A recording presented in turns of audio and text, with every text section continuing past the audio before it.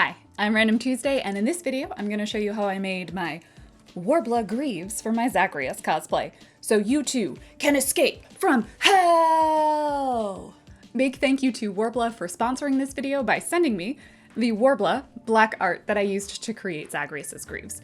And if you're looking for the pattern for these Greaves or other cosplays that I've made, you can head over to my website or to my Etsy. Links are down below to purchase those patterns. So with that, let's get started. I started by creating a pattern for the Greaves by wrapping Steph's leg in cling film and then covering it in blue tape. So before anyone gets any ideas, these are not my super cool tattoos.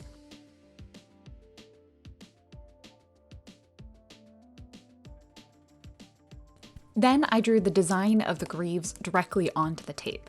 I did add a line down the center back, which I'm going to use as a seam so that the Greaves can be taken on and off, as well as making sure that I accounted for the range of motion that Steph was going to need around the ankle and the knee.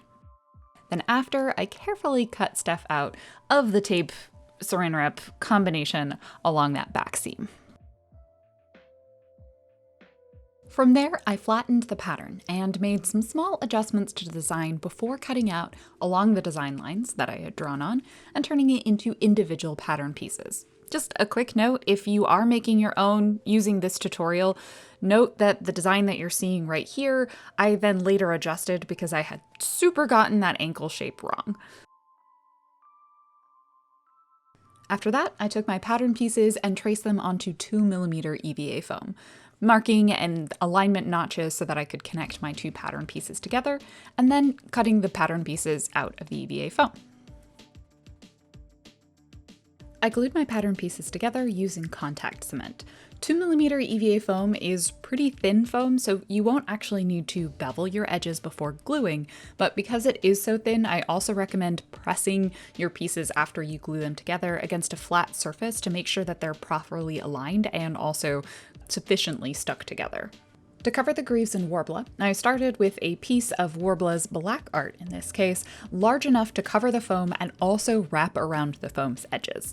Because the inside of the Greaves are never really seen, I'm using the wrap method rather than sandwich. This helps me save on material and also keep the final thing lighter. Once I had the Worbla lined up with the base shape, I started by folding the edges of the EVA foam over while the entire thing was mostly flat, being sure to cut away any excess Worbla around curved areas and corners. To mold the Worbla into the correct shape, I heated it and wrapped it around Steph's leg, holding it in place as it cooled. I also did some additional sculpting and shaping by folding the Worbla along that top seam line and then using Steph's leg to keep it into the right shape as it cooled. For the closure on the Greaves, I used a hidden zipper.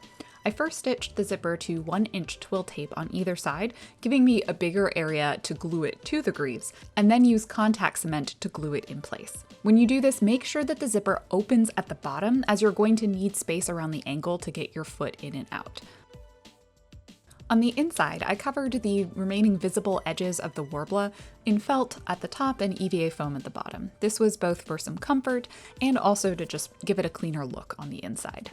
For the knee skulls, I cut all of my pieces out of 2mm EVA foam and then glued them together using contact cements.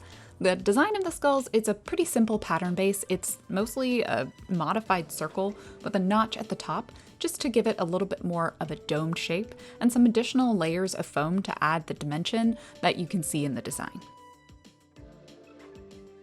To wrap the skulls in Worbla, I started with a piece that was large enough to cover the entire skull and wrap over the edges. I added some extra notches on the inside of those edges just to help get rid of excess material and fold it over for a nice clean finish.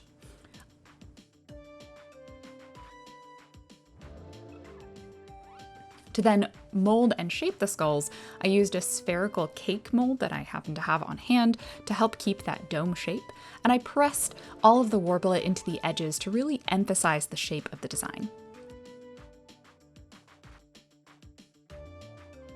After that, I then covered the back. As it's sometimes visible, I wanted it to just be really clean and also be covered in Worbla for some extra stability and security. Lastly, I used the awesome adhesive properties of Worbla itself to attach the skull to the base greave. To make this easier on myself, I marked the placement before I attached the skull, and then heated them up and pressed them together gently to make a nice secure bond. With assembly complete, it was time to prime and paint. For my primer, I used 2 layers of Roscoe Flex Bond. When you're doing this, be careful not to get primer on your zipper, as it's pretty gunky and sticky and will potentially jam the zipper or get it stuck closed. Once the Flex Bond was dry, I lightly wet sanded it. This helps smooth the surface and get rid of some of the larger brush strokes for a cleaner, more metallic finish. For the paint colors, I started with a base of about 3 layers of PlaidFX paint in chainmail, which is their kind of light silver metallic color. Unlike the primer, with the paint you do want to paint the zipper. Because it's a hidden zipper, the outside of it is fabric, so it'll really nicely absorb that paint and end up blending in super well with the overall design of the greaves. The details on the greaves were done with various metallic shades of PlaidFX. To emphasize that ridge line on this sort of top section of the greaves, I made a gradient from underneath the ridge and had it stretch down a few inches. I used a scruffy brush or a stippling brush to dab the color around the edges and make a smooth color transition. The base was the middle darker silver color in Samurai Sword, and then I went over the top right underneath that edge with the black metallic or gauntlet color. I then finished the blending using some extra chainmail to kind of make sure that all of the colors had a nice smooth transition.